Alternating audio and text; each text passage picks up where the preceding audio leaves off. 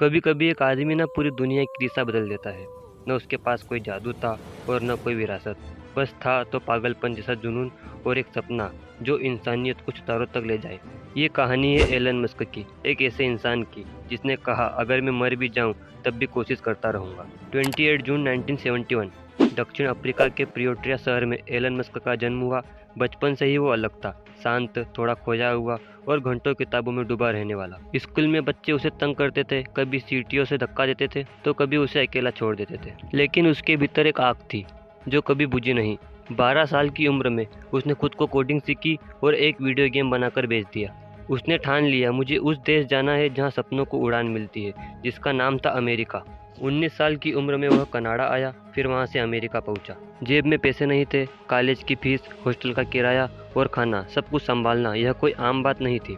कभी computer lab में रात गुजारता, कभी दोस्त के कमरे के फर्श पर सोता, लेकिन उसकी आंखों में एक सपना था, दुनिया को बदलने का। 1995 में उसने जिप्टो नामक कंपनी की शुरुआत की, लेकिन किसी ने उस पर भरोसा नहीं किया।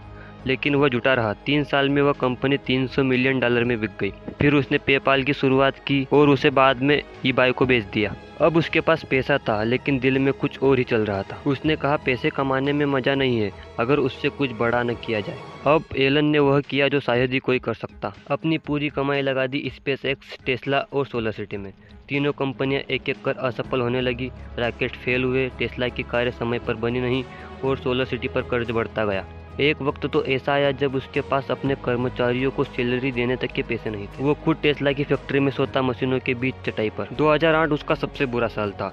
आखिरी रॉकेट बचा था, वह भी अगर असफल होता तो समझो सब खत्म।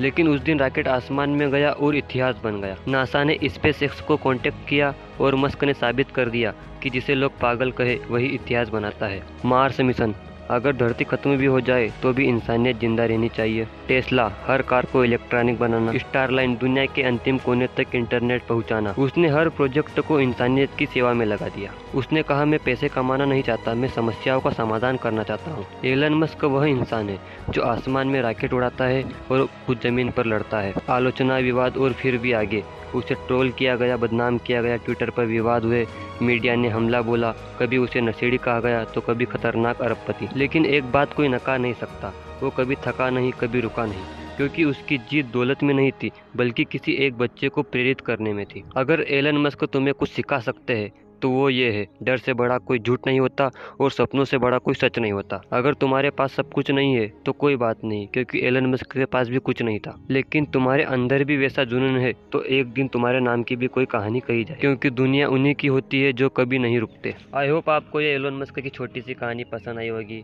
अगर अच्छी लगे तो एक लाइक करके कमेंट कर देना। मिलते हैं अगले वीडियो में। धन्यवाद।